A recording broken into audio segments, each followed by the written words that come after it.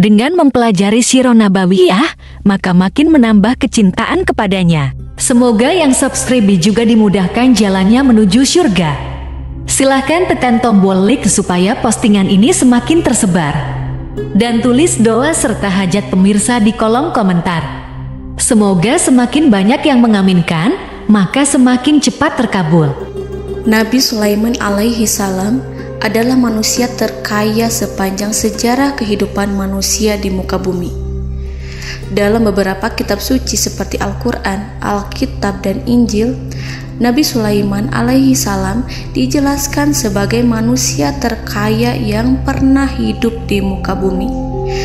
Tidak ada satupun manusia yang bisa mengalahkan total kekayaannya hingga hari kiamat tiba.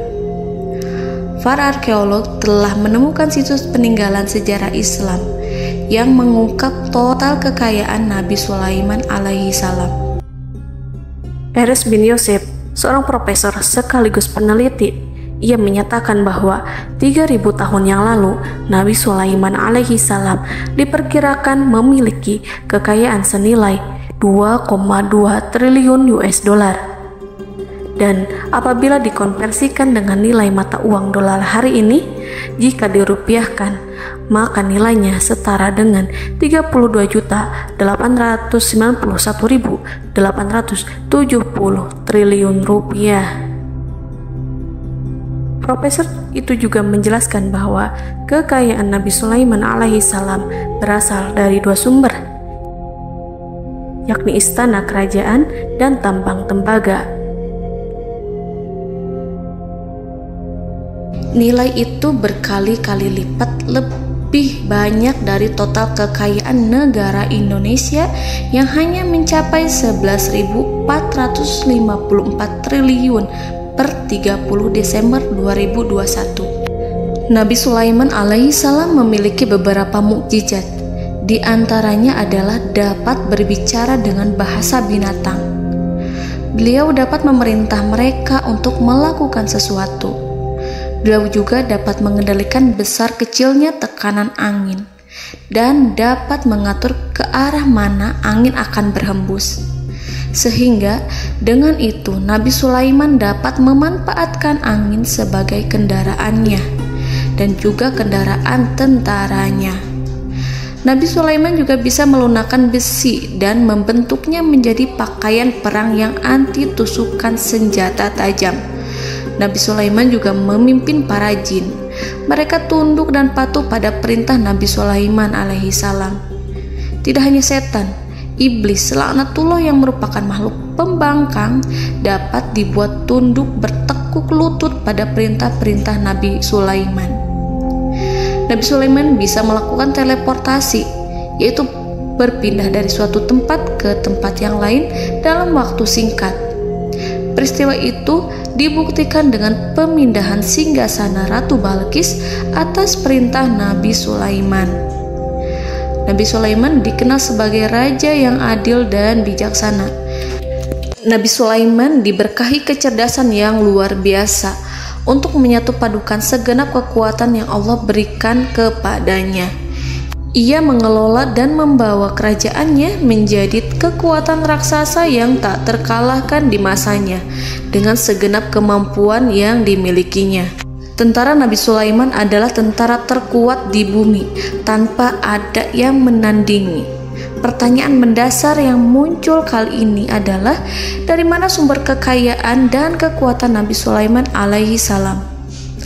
Untuk mendapat jawaban dari pertanyaan itu, simak video ini sampai akhir. Sebelum itu, mari bantu channel ini terus berkembang dengan cara subscribe dan nyalakan tanda loncengnya. Berikan komentar yang positif dan berikan like serta share video ini. Bismillahirrahmanirrahim. Sungguh kami benar-benar telah menganugerahkan ilmu kepada Daud dan Sulaiman. Keduanya berkata, segala puji bagi Allah yang melebihkan kami dari kebanyakan hamba-hambanya yang mukmin. Sulaiman telah mewarisi Daud dan dia berkata, wahai manusia, kami telah diajari untuk memahami bahasa burung dan kami dianugerahi segala sesuatu. Sesungguhnya semua ini benar-benar karunia yang nyata. Quran Surat An-Naml ayat 15-16. Saudara-saudaraku yang dirahmati Allah, pada ayat di atas disebutkan bahwa Sulaiman telah mewarisi Daud. Nabi Sulaiman mewarisi Nabi Daud dalam sisi kenabian dan kekuasaan, bukan mewarisi harta, karena para nabi tidak mewariskan harta. Sebab sepeninggalan mereka, harta para nabi menjadi sedekah bagi orang-orang yang ada di sekitarnya, yaitu orang-orang fakir dan orang-orang yang membutuhkan. Dan harta para nabi tidak dikhususkan bagi kalangan keluarganya. Rasulullah Shallallahu Alaihi Wasallam bersabda, "Kami para nabi tidak mewariskan." Nabi Sulaiman mewarisi kenabian dari Nabi Daud. Ini adalah hal yang jelas. Allah telah memilihnya sebagai nabi dari Bani Israel. Begitu juga Allah telah memberinya kekuasaan kerajaan sehingga ia menjadi pemimpin Bani Israel. Barangkali sesuatu yang paling penting yang diwarisi oleh Nabi Sulaiman dari Nabi Daud adalah tradisi militer. Kemajuan militer yang dahsyat telah berpindah kepada Nabi Sulaiman. Nabi Daud sebenarnya adalah seorang pengembala kambing yang sangat miskin, tetapi seiring dengan perjalanan waktu, ia menjadi komandan pasukan tiada tanding. Nabi Daud alaihi salam mengetahui bahwa kekuatan hakiki yang mengatur alam semesta adalah kekuatan Allah. Ketika Nabi Daud mengelurkan tangannya dan memegang potongan batu, lalu beliau melemparkannya dengan ketepel ke arah Jalut, kepala Jalut retak dan ambruk menghantam tanah. Ini sebagai bentuk demonstrasi kekuatan darinya. Kehadiran Nabi Daud mengubah pasukan Bani Israel, di mana mereka sebelumnya lari jika berhadapan dengan musuh. Maka kini keberadaan mereka mulai diperhitungkan di masa hidupnya. Nabi Daud mengalami peperangan yang sangat banyak, tapi Al-Quran tidak menceritakan secara terperinci. Hal itu dikarenakan karena Al-Quran adalah kitab dakwah di jalan Allah, bukan kitab sejarah. Al-Quran hanya menceritakan di dalam Al-Quran surat Shad ayat 20, "Dan kami kuatkan kerajaannya, kerajaan Daud." Ayat tersebut berarti bahwa Nabi Daud belum terkalahkan dalam peperangan yang diikutinya. Di samping dukungan yang Allah berikan kepadanya, juga pasukan dan rakyatnya, di mana mereka adalah orang-orang yang bertauhid, menyerahkan diri kepada Allah. Allah Subhanahu wa Ta'ala mengajarkan kepada Nabi Daud hal-hal yang menjadikan pasukannya memiliki keistimewaan yang dengannya mereka dapat mengalahkan pasukan-pasukan lain, pasukan-pasukan besar yang ada di bumi pada saat itu. Allah Subhanahu wa Ta'ala berfirman dalam surat Saba ayat 10, "Dan kami telah melunakkan besi untuknya." Baju besi mungkin akan menjadi masalah dalam benak kita. Ketika orang-orang yang berperang, baju besi cukup mengganggu gerakan mereka. Kita bisa membayangkan ketika ada dua orang berperang, salah satu dapat bergerak bebas, sementara yang lainnya tidak leluasa bergerak karena tertahan dengan pakaiannya.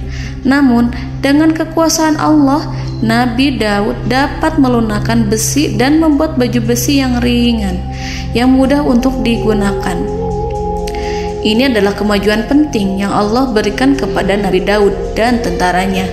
Kemajuan itu kemudian diajarkan, diwariskan dan dimiliki oleh Nabi Sulaiman alaihi salam. Nabi Sulaiman memiliki pasukan dahsyat yang melebihi pasukan manapun di bumi saat itu, atau bahkan mungkin saat ini. Bahkan Allah menambahkan karunia-Nya kepada Nabi Sulaiman yang disebutkan dalam Al-Quran surat An-Naml ayat 16. Dan Sulaiman telah mewarisi Daud, dan dia berkata, "Wahai manusia, kami telah diberi pengertian tentang suara burung, dan kami diberi segala sesuatu. Sesungguhnya ini benar-benar suatu karunia yang nyata." Saudara-saudaraku yang dirahmati Allah, pada suatu hari Nabi Sulaiman alaihi salam menengadahkan tangannya dan berdoa kepada Allah Subhanahu wa ta'ala.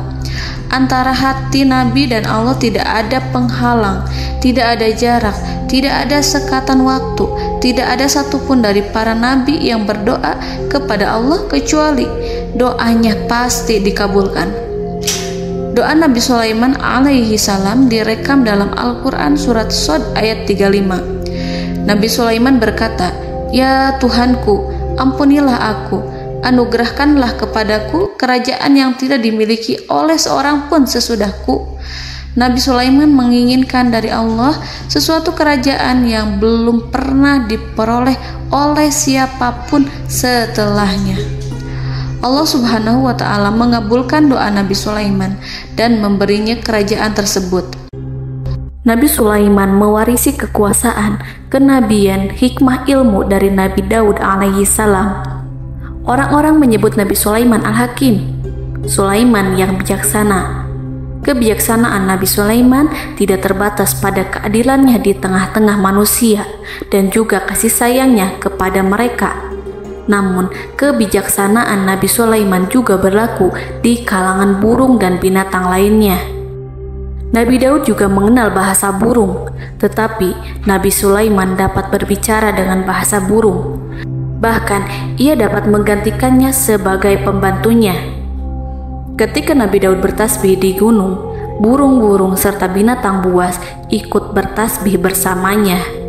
Bahkan angin pun berhenti untuk mendengarkan tasbih itu. Sedangkan Nabi Sulaiman alaihi salam, Allah Subhanahu wa ta'ala memberinya karunia lebih dari itu, di mana binatang-binatang buas tunduk padanya, begitu juga angin dan burung. Saudara-saudaraku yang dirahmati Allah, Nabi Sulaiman alaihi salam mampu mendengarkan bisikan semut yang berbicara kepada sesama mereka.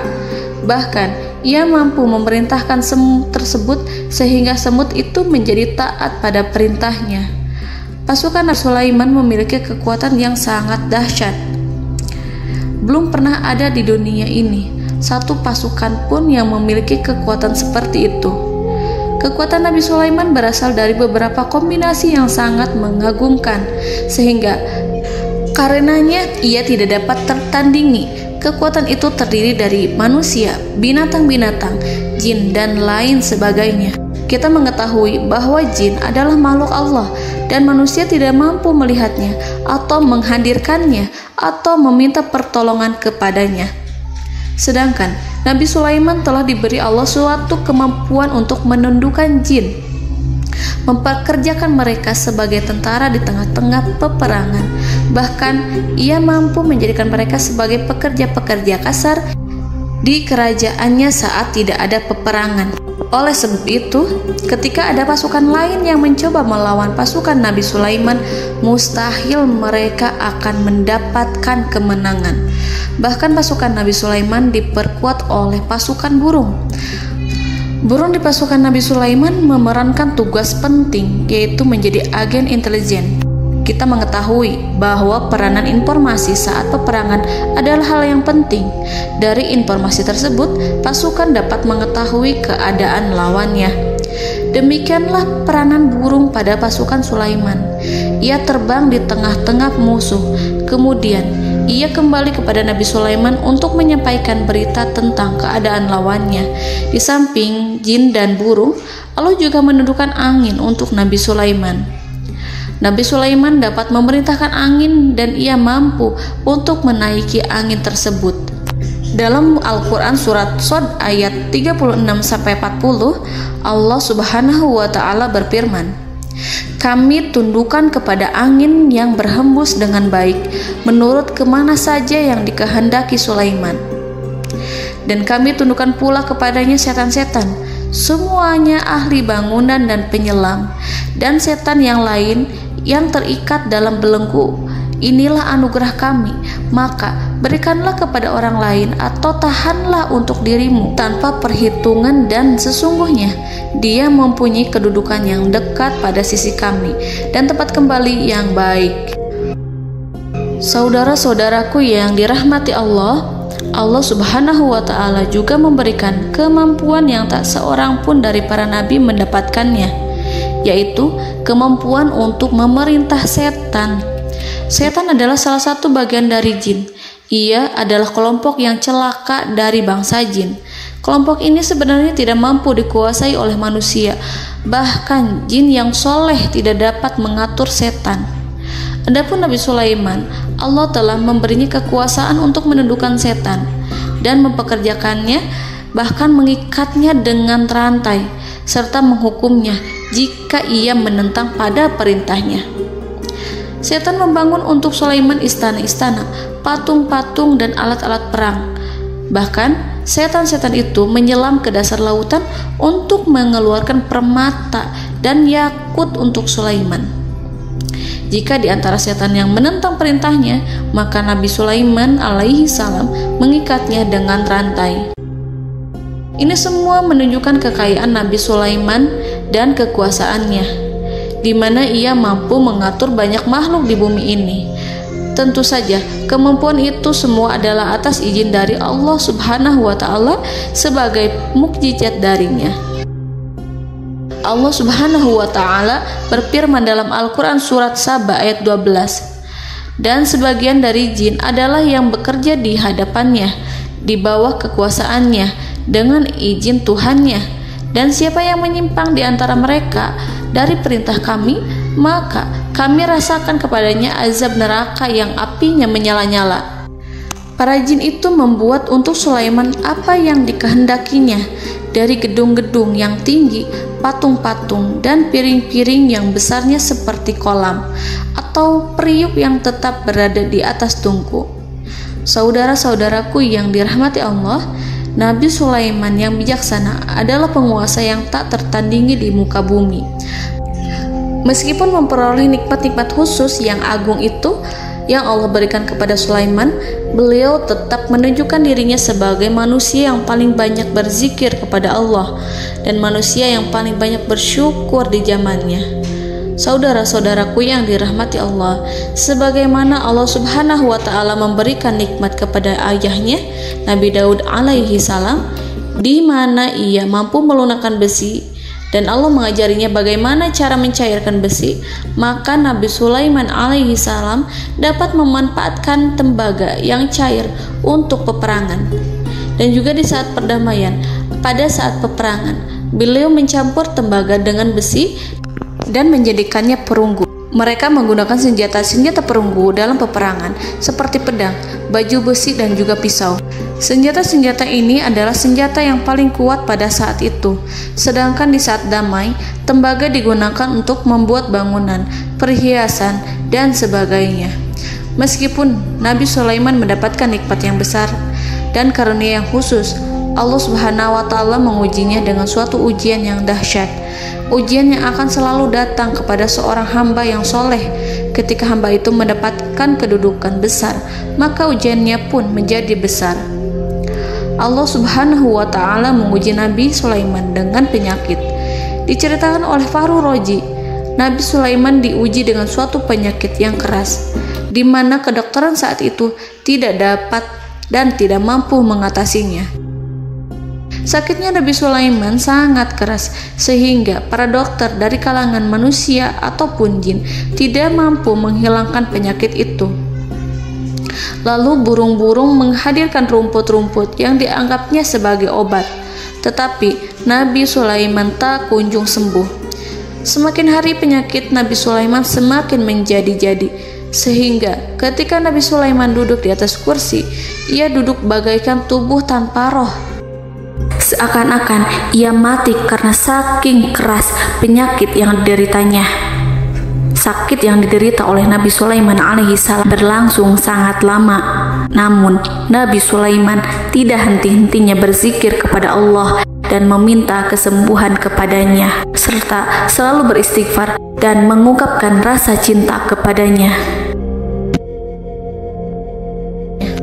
Selesailah ujian Allah terhadap hambanya Nabi Sulaiman. Beliau pun sembuh Nabi Sulaiman merasakan kembali kesehatannya setelah ia mengetahui segala kejayaan dan segala kekuasaan serta segala kebesarannya tidak lagi mampu menghilangkan penyakit yang dideritanya kecuali jika Allah menghendaki. Saudara-saudaraku yang dirahmati Allah, Nabi Sulaiman telah membangun tempat ibadah, tempat sujud, sehingga manusia menyembah Allah di dalamnya. Orang-orang yang membangunnya berjumlah puluhan ribu orang. Tentu setiap kelompok dari mereka memiliki pekerjaan masing-masing. Di antara mereka ada yang mencairkan tembaga, di antara mereka ada yang tukang pahat, ada yang tukang ukir, ada yang membelah batu, ada yang memotong kayu, ada yang mendatangkan rumput-rumput dari Libanon, ada yang mendatangkan emas dan menjadikannya lempengan-lempengan yang mengkilat untuk menutupi kayu serta untuk melapisi dinding-dinding. Bahkan golongan jin pun membantu membangun tempat tersebut, tentu dengan perintah dan bimbingan Nabi Sulaiman. Mereka membuat patung-patung yang besar, membuat bejana yang besar untuk tempat makan para tentara dan pekerja, yaitu bejana seperti gunung. Karena saking berat dan besarnya, mereka juga membuat tempat-tempat minum yang besarnya seperti kolam. Nabi Sulaiman mengawasi para pekerjanya dan juga mengurusi masyarakatnya, di mana beliau mengenali problem mereka dan berusaha memecahkannya. Beliau juga mengawasi pasukan dari kalangan binatang dan burung. Beliau mengetahui apabila ada satu di antara mereka yang tidak datang, kemana ia pergi serta mengapa ia pergi. Nabi Sulaiman menguasai pengetahuan itu semua. Nabi Sulaiman bukan hanya mengetahui problem tentara-tentaranya dari kalangan manusia ataupun tentaranya dari kalangan burung, namun ia juga menunjukkan kasih sayang terhadap semut, di mana beliau mendengar bisikannya dan tidak suka untuk menginjaknya. Nabi Sulaiman selalu menundukkan kepalanya ke bumi sebagai bentuk rasa rendah diri dan syukur kepada Allah.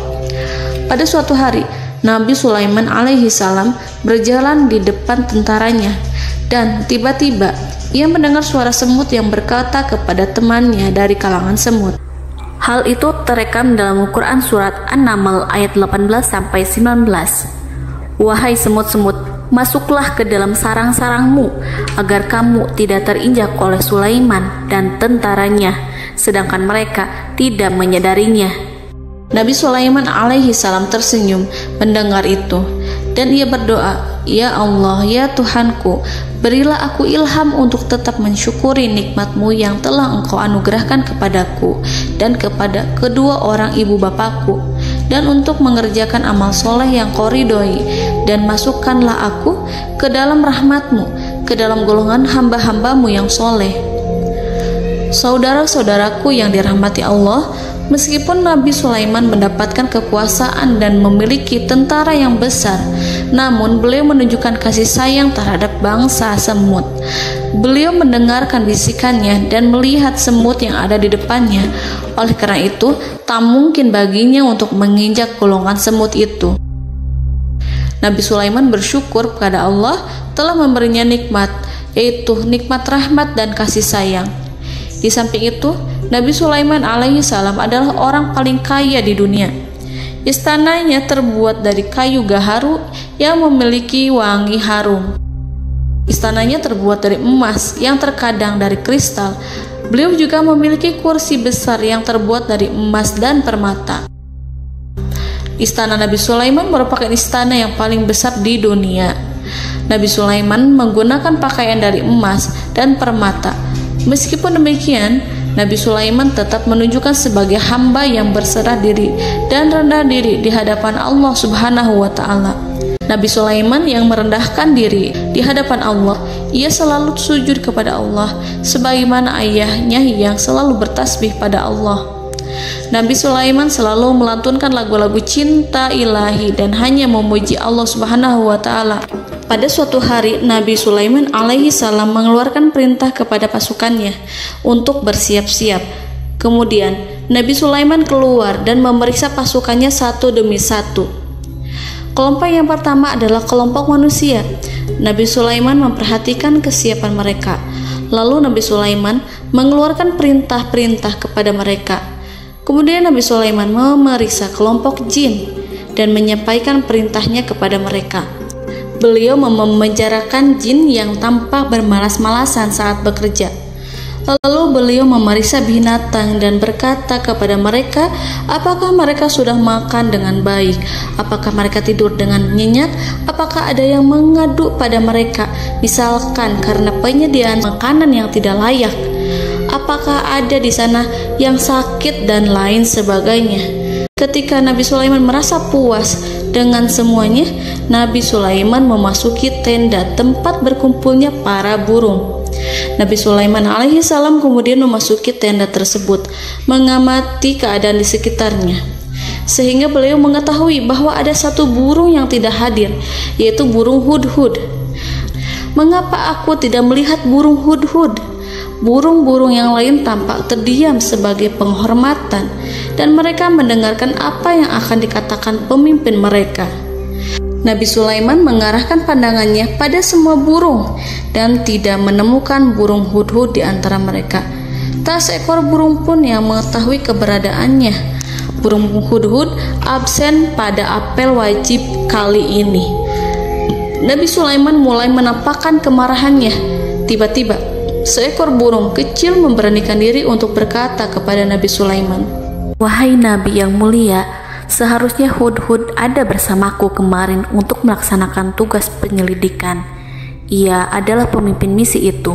Namun, burung hudhud belum datang. Oleh karena itu, aku tidak pergi bersamanya." Burung itu tampak gemetar. Nabi Sulaiman mengetahui bahwa hudhud tidak hadir dan tak seorang pun mengetahui kemana ia pergi. Burung hudhud pergi tanpa izin terlebih dahulu. Dalam keadaan marah, Nabi Sulaiman berkata, "Sungguh aku benar-benar akan mengazabnya dengan azab yang sangat keras atau benar-benar menyembelihnya, kecuali jika ia benar-benar datang kepadaku dengan alasan yang jelas." Kawanan burung-burung mengetahui bahwa Nabi Sulaiman sedang marah dan telah menetapkan untuk menyiksa burung hudhud atau menyembelihnya atau justru memaafkannya dengan syarat ia datang dengan membawa alasan yang dapat menyelamatkannya, atau dengan kata lain, burung hudhud dapat memastikan bahwa ia melaksanakan tugas yang penting. Nabi Sulaiman menunjukkan kemarahan yang besar sehingga siapapun akan merasa takut kepada Nabi Sulaiman yang marah. Nabi Sulaiman kemudian pergi dari tempat burung tersebut. Nabi Sulaiman masih memikirkan keadaan burung hudhud. Seharusnya burung hudhud menjadi bagian penting dari badan intelijen. Apakah ia pergi untuk menyingkap suatu, atau apakah ia pergi hanya untuk bermain-main? Nabi Sulaiman telah memperhatikan dan mengetahui bahwa burung hudhud adalah seekor burung yang cerdik dan juga fasih berbicara. Terkadang Nabi Sulaiman mendapati burung hudhud sedang bermain-main dan menunda-nunda pekerjaannya. Namun ketika Nabi Sulaiman melihatnya, burung hudhud memahami bahwa perbuatannya tidak benar. Oleh karena itu, ia tidak boleh menyampur adukan antara waktu serius dan waktu bermain. Tidak lama setelah itu, burung hudhud tiba di tempat para burung. Burung-burung yang lain berkata kepadanya, "Wahai hudhud, pergilah engkau ke tempat Nabi Sulaiman. Jika ia mengetahui bahwa engkau telah sampai, jiwamu benar-benar terancam." Mendengar itu, burung hudhud segera beranjak. Ia terbang menemui Nabi Sulaiman. Pada waktu itu, Nabi Sulaiman sedang duduk bersama tentaranya yang lain. Burung hudhud berdiri. Ia telah merencanakan untuk memulai pembicaraan dengan Nabi Sulaiman sebelum Nabi Sulaiman bertanya kepadanya kemana dia pergi. Ini sebagai bukti bahwa hudhud telah melaksanakan suatu tugas yang penting. Dalam Al-Quran Surat An-Naml ayat 22, burung hudhud berbicara, "Aku telah mengetahui sesuatu yang kamu belum mengetahuinya, dan kubawa kepadamu dari negeri Saba suatu berita penting yang diyakini seakan-akan burung hudhud hendak berkata, 'Aku adalah hudhud yang miskin, tapi aku mengetahui apa yang tidak engkau ketahui, dan aku telah datang kepadamu dari kerajaan Saba dengan membawa berita yang sangat penting.'" Nabi Sulaiman tampak terdiam menunggu hudhud menyelesaikan kisahnya. Dalam surat An-Naml ayat 23-24, burung hudhud berkata, Sesungguhnya aku menjumpai seorang wanita yang memerintah mereka. Dia dianugerahi segala sesuatu serta mempunyai singgasana yang besar. Aku mendapati dia dan kaumnya menyembah matahari selain Allah. Dan setan-setan telah menjadikan mereka memandang indah perbuatan-perbuatan mereka, lalu menghalangi mereka dari jalan Allah, sehingga mereka tidak mendapat petunjuk. Burung hudhud diam. Nabi Sulaiman merasa bahwa hudhud menunjukkan kepasihan lisannya. Nabi Sulaiman berkata dalam Quran surat An-Naml ayat 27 sambil menunjukkan senyum manisnya. Nabi Sulaiman berkata, "Akan kami lihat apakah kamu benar wahai hudhud, ataukah kamu termasuk orang-orang yang berdusta." Seakan-akan burung hudhud ingin mengatakan, "Aku tidak berbohong, wahai Nabi yang mulia." Namun diamnya Sulaiman membuat takut sehingga burung hudhud terdiam. Nabi Sulaiman terdiam karena berpikir, lalu ia memutuskan sesuatu setelah itu. Beliau melihat kepada lainnya dan meminta secari kertas. Nabi Sulaiman menulis surat singkat dan menyerahkannya kepada hudhud serta memerintahkan kepadanya seperti yang dikatakan dalam Quran surat An-Naml ayat 28. "Pergilah dengan membawa suratku ini, lalu jatuhkanlah kepada mereka, kemudian berpalinglah dari mereka, lalu perhatikanlah apa yang mereka bicarakan." Al-Quranul Karim hanya menceritakan dalam Quran surat An-Naml bagaimana perginya hudhud dan bagaimana ia menyerahkan surat itu. Lalu Al-Quran langsung menyebut keadaan kerajaan Balqis yang saat itu sedang membaca surat di depan para pembesar kerajaan dan para menterinya. Dalam Al-Quran surat An-Naml ayat 29-31 berkatalah Balqis, "Wahai pembesar-pembesar, sesungguhnya telah dijatuhkan kepadaku sebuah surat yang mulia.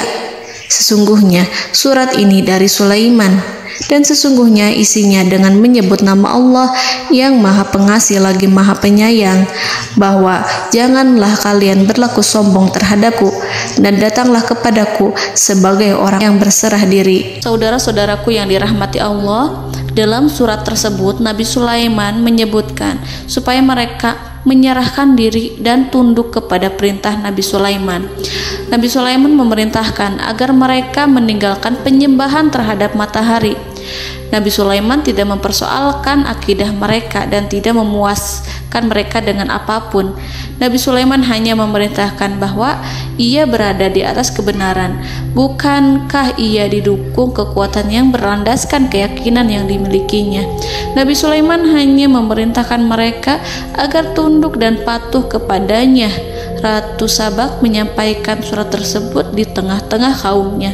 Dalam Quran surat An-Naml ayat 32 dijelaskan, "Dan berkatalah Balqis, wahai para pembesar, berilah aku pertimbangan dalam urusanku ini. Aku tidak pernah memutuskan sesuatu persoalan sebelum kamu berada dalam majelisku." Saudara-saudaraku yang dirahmati Allah, para pembesar istana Balqis menentang surat tersebut. Isi surat itu membangkitkan kesombongan kaum Sabak, di mana mereka merasa lebih kuat.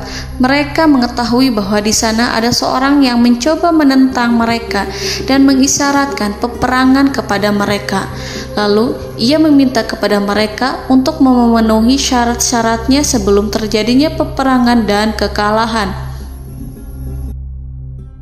Dalam surat An-Naml ayat 33, mereka menjawab, "Kita adalah orang-orang yang memiliki kekuatan dan juga memiliki keberanian yang sangat besar dalam peperangan. Dan keputusan berada di tanganmu, wahai rajaku. Maka pertimbangkanlah apa yang akan kamu perintahkan." Saudara-saudaraku yang dirahmati Allah, para pembesar kaum Sabak seakan ingin berkata, "Kita siap untuk melaksanakan perang."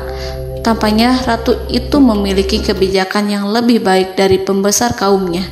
Surat Sulaiman itu membuatnya berpikir lebih jernih dan lebih berhati-hati. Ia berusaha sebisa mungkin menghindari peperangan. Ratu itu berpikir dalam tempo yang lama. Nama Sulaiman tidak diketahuinya dan ia pun belum pernah mendengarnya. Oleh karena itu, Ratu kaum Sabak tidak mampu mengetahui dan mendeteksi seberapa besar kekuatan Nabi Sulaiman. boleh jadi Nabi Sulaiman memiliki kekuatan yang dahsyat sehingga ia mampu memerangi kekuasaannya dan mengalahkannya. Kemudian ratu memperhatikan apa yang ada di sekelilingnya. Ia melihat kemajuan masyarakatnya dan juga kekayaannya. Barangkali ia mengira bahwa Nabi Sulaiman iri terhadap kemajuan dan kekayaannya itu, sehingga Nabi Sulaiman ingin menyerangnya. Setelah mempertimbangkan isi surat Nabi Sulaiman dengan cermat, Ratu Saba memilih untuk tidak bersikap ceroboh dan bodoh. Ratu lebih suka untuk menggunakan bahasa kelembutan. Ia mengirim kepada Nabi Sulaiman suatu hadiah yang besar. Ratu mengira bahwa Nabi Sulaiman seorang yang ambisius, yang boleh jadi ia telah mendengar tentang kekayaan kerajaan Saba. Para utusan pergi dengan membawa hadiah dari Ratu Saba. Ratu berharap agar mereka dapat memasuki kerajaan Nabi Sulaiman dan akan mengetahui kondisi kerajaannya. Saat mereka pulang, Ratu ingin mendengar secara langsung dari mereka tentang bagaimana keadaan kaum Nabi Sulaiman dan pasukannya. Setelah mendapatkan informasi yang cukup, maka Ratu Balqis dapat membuat sesuatu keputusan yang tepat. Ratu menyembunyikan apa yang terlintas dalam pikirannya, lalu ia berbicara kepada pembesar istananya bahwa ia dapat menyingkap niat jahat Raja Sulaiman melalui cara mengirimkan hadiah kepadanya. Ratu lebih memilih cara tersebut dan menunggu reaksi dari Nabi Sulaiman. Ratu berhasil memuaskan para pembesar istana, dan untuk sementara ia menghilangkan ide untuk berperang. Karena para raja jika menyerang suatu desa, maka pemimpin desa tersebut adalah orang yang paling banyak mendapatkan kehinaan.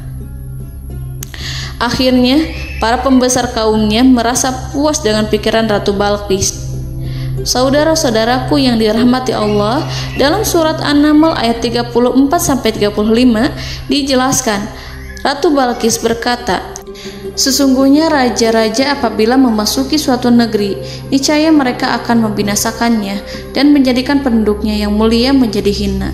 Dan demikian pula lah yang akan mereka perbuat. Dan sesungguhnya aku akan mengirim utusan kepada mereka dengan membawa hadiah, dan aku akan menunggu apa yang akan dibawa kembali oleh utusan itu."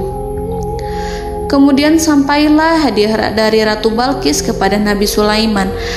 Para intelijen Nabi Sulaiman memberitahunya bahwa utusan Balqis datang dengan membawa hadiah. Nabi Sulaiman langsung mengetahui bahwa Ratu Balqis itu sengaja mengirim orang-orangnya untuk mengetahui atau untuk mendapatkan informasi tentang kekuatannya. Lalu setelah itu ia akan mengambil keputusan atau mengambil sikap kepada kerajaan Sulaiman. Nabi Sulaiman segera memanggil semua pasukannya untuk berkumpul. Utusan Balqis segera memasuki istana Nabi yang dipenuhi dengan pasukan yang besar bersenjata. Melihat itu, utusan Ratu Balqis tercengang dan terkejut ketika mereka melihat kekayaan yang mereka bawa tidak ada apa-apanya dibandingkan dengan kerajaan Nabi Sulaiman. Hadiah mereka tampak tidak berarti.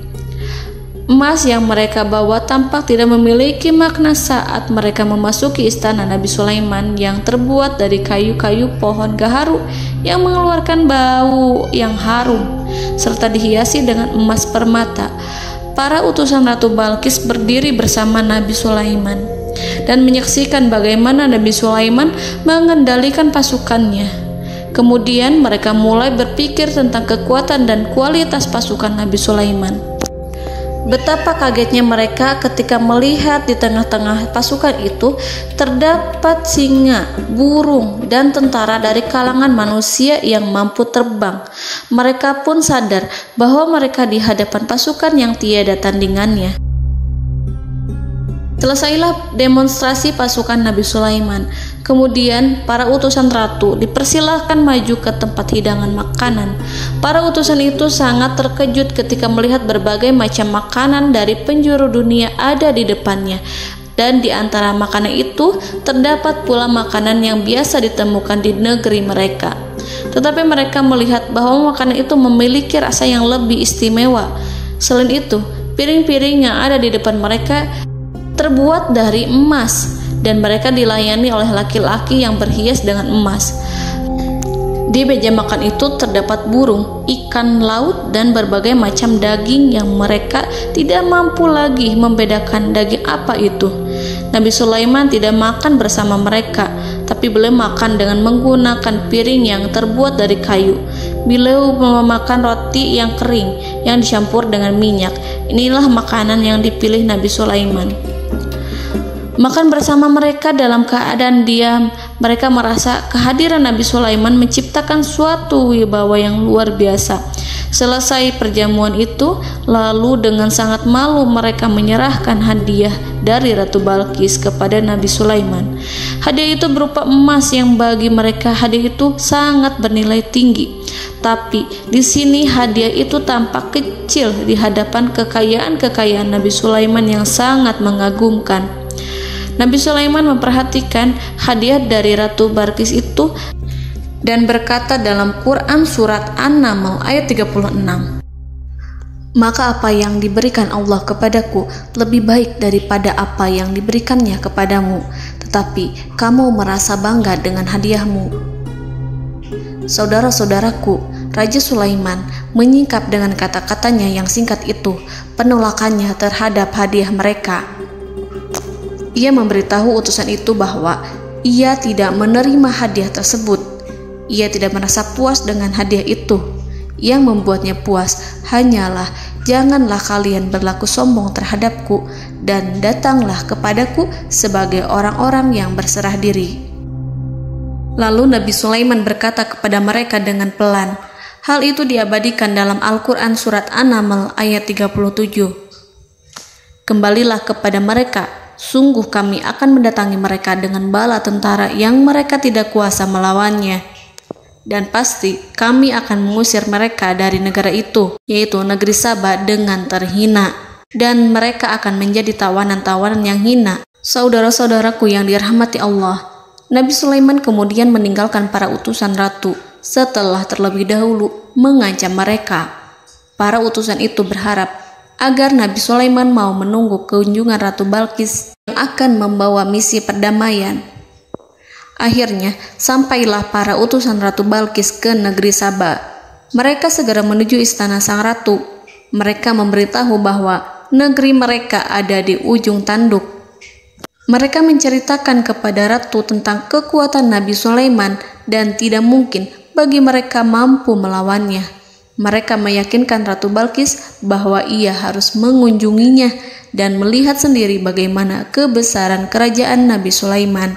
Kemudian Ratu Balqis menyiapkan dirinya untuk pergi menuju kerajaan Nabi Sulaiman. Nabi Sulaiman duduk di kursi kerajaan di tengah-tengah para pembesarnya dan para menterinya, serta para komandan pasukannya. Beliau berpikir tentang sosok Balqis.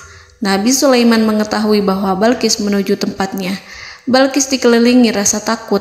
Nabi Sulaiman berpikir sejenak tentang bagaimana matahari disembah. Ia memikirkan bagaimana informasi yang diterima oleh intelijennya tentang kemajuan kerajaan Balqis dalam bidang kesenian dan ilmu pengetahuan. Nabi Sulaiman bertanya kepada dirinya sendiri, apakah kemajuan menjadi penghalang untuk mengetahui kebenaran? Apakah ratu itu senang dengan kekuatan yang dicapainya? Dan ia membayangkan bahwa kekuatannya adalah segalanya.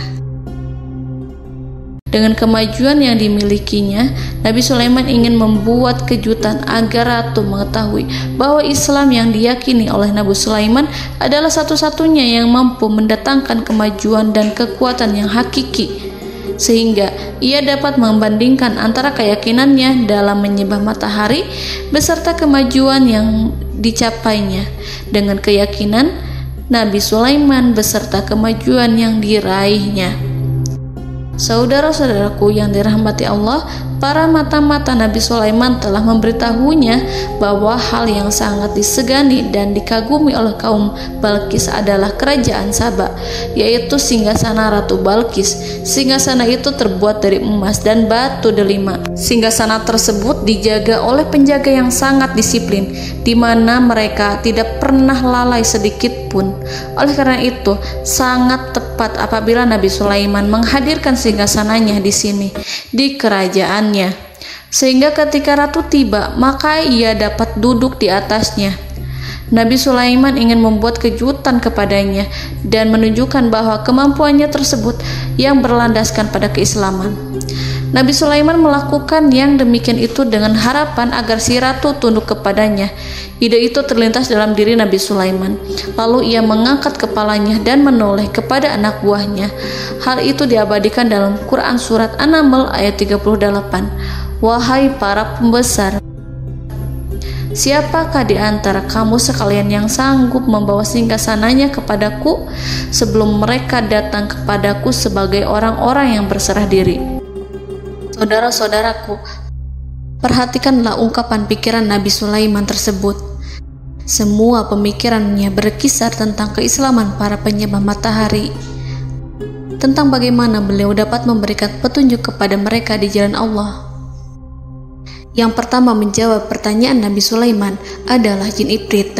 Dalam Quran Surat An-Naml ayat 39, berkatalah Ifrit yang cerdik dari golongan jin, "Aku akan datang kepadamu dengan membawa singgasana itu sebelum kamu berdiri dari tempat dudukmu. Sesungguhnya aku benar-benar kuat untuk membawanya, lagi dapat dipercaya."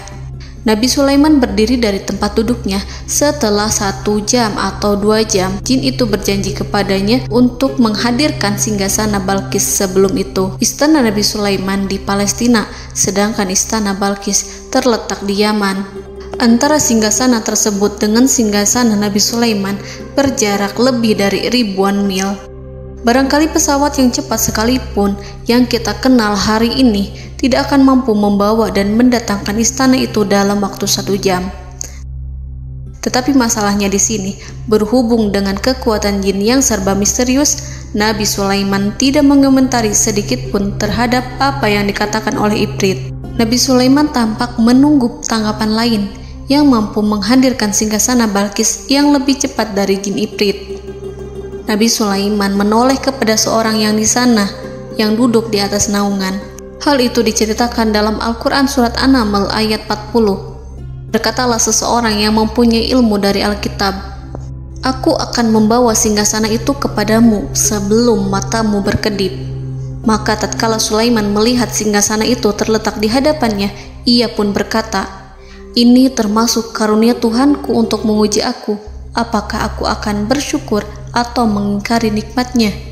Dan barang siapa yang bersyukur, maka sesungguhnya dia bersyukur untuk kebaikan dirinya sendiri. Dan barang siapa yang ingkar, maka sesungguhnya Tuhanku maha kaya lagi maha mulia." Saudara-saudaraku, belum lama seseorang yang mempunyai ilmu dari Alkitab menyatakan kalimatnya, sehingga singgasana itu tiba-tiba ada di depan Nabi Sulaiman, yang mampu menghadirkan singgasana itu lebih cepat dari kedipan mata. Al-Quranul Karim tidak menyingkap kepribadian seseorang yang menghadirkan singgasana itu. Al-Quran hanya menggarisi bahwa orang itu mempunyai ilmu dari Alkitab. Al-Quran tidak menjelaskan kepada kita apakah ia seorang malaikat ataukah manusia ataukah jin. Al-Quran sengaja tidak menyingkap hakikat kitab yang dimaksud. Saudara-saudaraku yang dirahmati Allah, setelah melihat singgasana itu, Nabi Sulaiman bersyukur kepada Allah. Ia mulai memperhatikan singgasana sang ratu. Singgasana tersebut merupakan simbol pembangunan dan juga kemajuan, tetapi tampaknya ia hanya sesuatu yang biasa saja jika dibandingkan dengan kekuasaan dan kebesaran ciptaan yang dibuat oleh manusia dan jin di kalangan istana Nabi Sulaiman. Nabi Sulaiman memikirkan dalam tempo yang sangat lama singgasana Ratu Balkis itu. Kemudian beliau memerintahkan agar singgasana itu diperbaiki, sehingga saat Ratu Balkis datang, dia akan mengujinya. Apakah Ratu Balkis dapat mengenali singgasananya ataukah tidak? Dalam Al-Quran Surat An-Naml ayat 41, Nabi Sulaiman berkata, "Ubahlah baginya singgasananya, maka kita akan melihat apakah dia mengenal ataukah dia termasuk orang-orang yang tidak mengenalnya." Saudara-saudaraku yang dirahmati Allah, Nabi Sulaiman memerintahkan agar dibangun istana yang akan digunakan untuk menyambut Ratu Balkis. Nabi Sulaiman memilih tempat di laut, dan ia memerintahkan agar dibangun suatu istana di mana sebagian besarnya terdiri dari air laut. Nabi Sulaiman memerintahkan agar lantainya itu terbuat dari kaca yang tebal dan kuat, sehingga orang-orang yang berjalan di atas istana itu akan dapat melihat di bawahnya ada ikan-ikan berwarna-warni yang berenang-renang. Dan mereka akan melihat rumput-rumput laut yang bergerak-gerak. Akhirnya, selesailah pembangunan istana itu. Saking bersihnya kaca lantainya, sehingga tampak di sana tidak ada kaca. Burung hudhud memberitahu Nabi Sulaiman bahwa Balqis telah sampai dekat kerajaannya. Kemudian Ratu Balqis datang. Al-Quran tidak menyebutkan keadaan Nabi Sulaiman saat menyambut Balqis, namun Al-Quran menunjukkan dua sikap Ratu Balqis.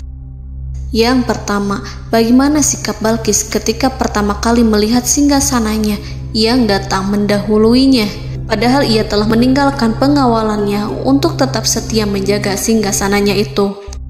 Keadaan kedua adalah keadaan di depan istana yang dibangun untuk penyambutan Balqis. Istana itu penuh dengan permata yang berenang-renang di bawahnya ikan-ikan. Dalam Quran Surat An-Naml ayat 42 dijelaskan, dan ketika Balqis datang, ditanyakanlah kepadanya, "Serupa inikah singgasanamu?" Balqis menjawab, "Seakan-akan singgasana ini adalah singgasanaku. Kami telah diberi pengetahuan sebelumnya, dan kami adalah orang-orang yang berserah diri." Saudara-saudaraku, pada dialek di atas, Balqis melihat singgasananya dan ia tercengang saat mengetahui bahwa itu adalah singgasana miliknya. Namun kemudian ia mulai ragu karena melihat tidak sepenuhnya itu singgasana miliknya. Jika itu benar-benar miliknya, lalu bagaimana ia datang mendahuluinya? Dan bila bukan singgasananya, maka bagaimana Sulaiman dapat meniru sepersis dan seteliti itu? Padahal Sulaiman tidak pernah sekalipun ke kerajaannya. Nabi Sulaiman berkata saat melihat Balqis mengamati singgasananya, "Apakah ini singgasanamu?"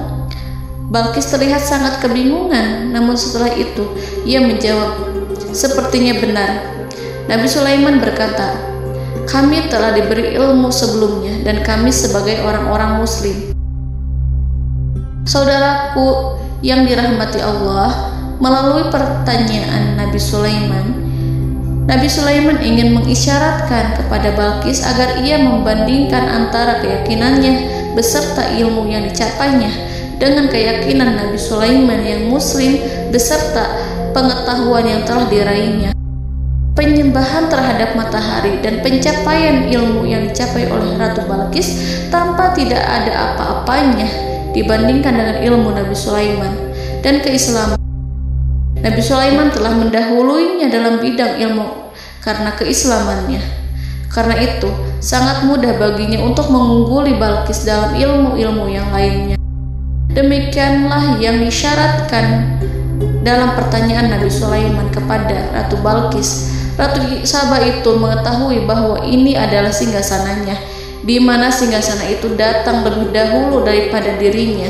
Beberapa bagian darinya telah diubah saat Balqis masih di perjalanan menuju ke tempat Nabi Sulaiman. Ia berpikir kemampuan apa yang dimiliki Nabi Sulaiman. Ratu Balqis tercengang melihat apa yang disaksikannya, yang berupa buah dari keimanan Nabi Sulaiman dan hubungannya dengan Allah Subhanahu wa Ta'ala. Sebagaimana Balqis juga tercengang ketika melihat kemajuan di bidang ilmu pembangunan, seni, dan ilmu-ilmu yang lainnya. Maka ia tidak lebih kagum lagi saat melihat hubungan yang kuat antara keislaman Nabi Sulaiman dengan ilmunya serta kemajuan yang diraihnya.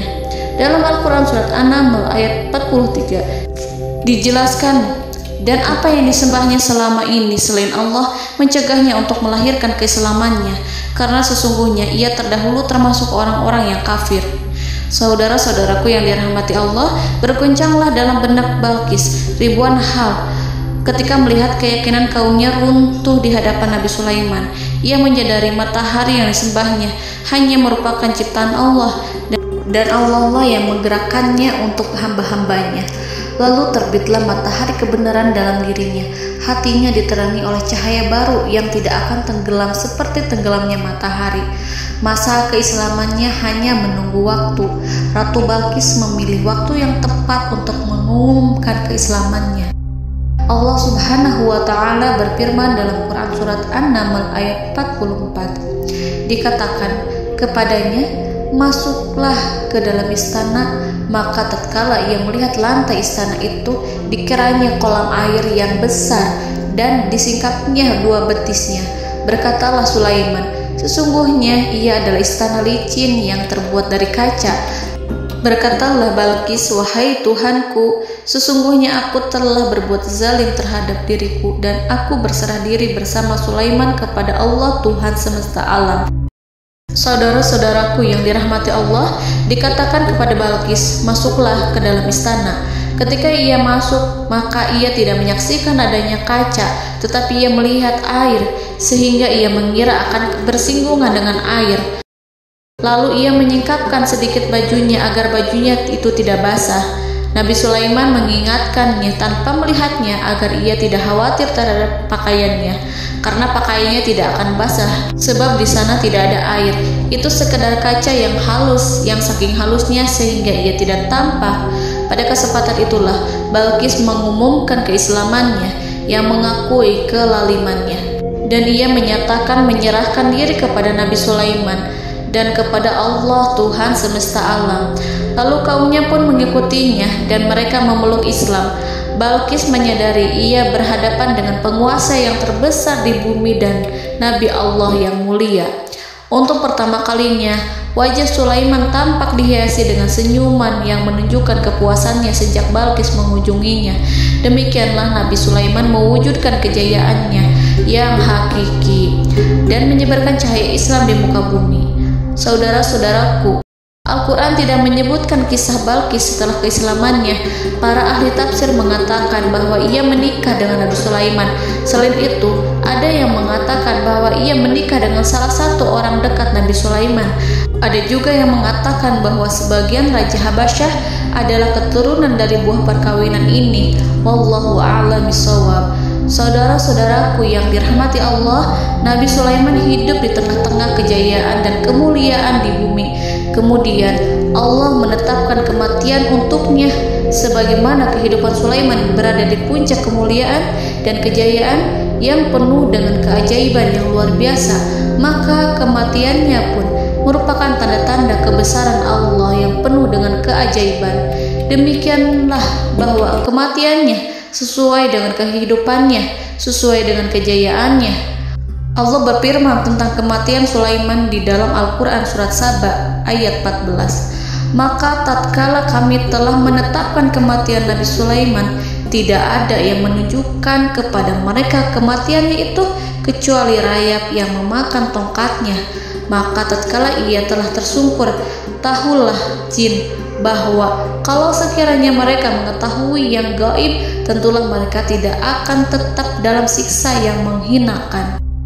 Saudara-saudaraku, kemampuan Nabi Sulaiman untuk menundukkan jin dan mempekerjakan mereka serta hubungan mereka dengan semua itu menimbulkan fitnah di tengah-tengah manusia dalam hal tertentu. Kematian Nabi Sulaiman merupakan batasan jawaban terhadap fitnah ini. Kami tidak mengetahui siapa yang mengklaim bahwa jin mengetahui hal yang gaib.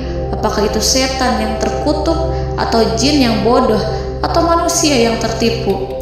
Kami tidak mengetahui siapa yang bertanggung jawab terhadap tersebarnya isu yang keliru ini. Yang kita ketahui adalah bahwa hal tersebut adalah mempengaruhi sebagian manusia dan jin.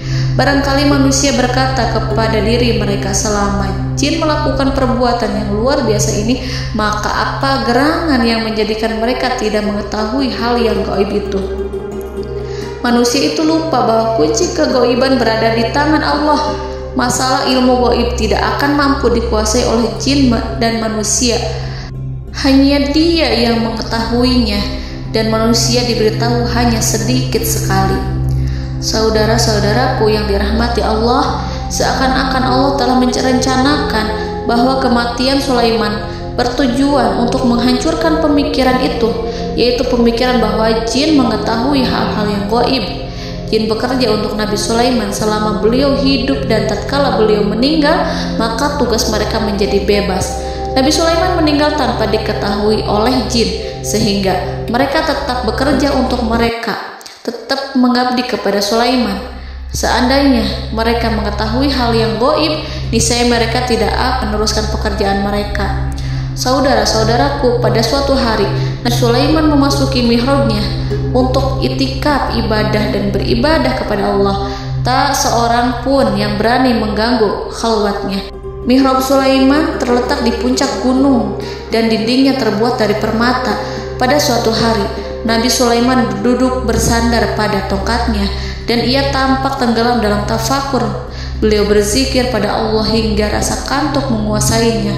Lalu setelah itu malaikat maut menemuinya. Nabi Sulaiman pun meninggal. Beliau bersandar kepada tongkatnya. Jin melihatnya dan mengira bahwa beliau sedang sholat, sehingga mereka pun terus melanjutkan pekerjaannya. Berlalulah hari demi hari yang panjang. Datanglah rayap, yaitu semut kecil yang memakan kayu. Hewan itu mulai memakan tongkat Nabi Sulaiman. Rayap itu tampak lapar. Sebagian dari tongkat Nabi Sulaiman dimakan beberapa hari oleh rayap itu. Ketika yang dimakannya semakin bertambah, maka tongkat itu pun menjadi rusak dan kemudian jatuh dari tangan Nabi Sulaiman alaihi salam. Tubuh mulia itu kehilangan keseimbangan dan kemudian jatuh terhempas di bumi. Tatkala tubuh suci itu tersungkur, maka manusia segera menuju ke arahnya. Mereka menyadari dan mengetahui bahwa Nabi Sulaiman telah meninggal dalam waktu yang lama. Jin menyadari bahwa mereka tidak mengetahui hal yang gaib, dan manusia pun mengetahui hakikat ini. Seandainya jin mengetahui hal yang gaib, niscaya ia tidak akan meneruskan siksa yang hina. Mereka tidak akan bekerja kepada Sulaiman. Demikianlah Nabi Sulaiman alaihi salam meninggal dalam keadaan duduk dan sholat di mihrabnya. Lalu berita itu tersebar bagaikan api di bumi. Manusia, burung, dan binatang buas mengantarkan jenazah Nabi Sulaiman.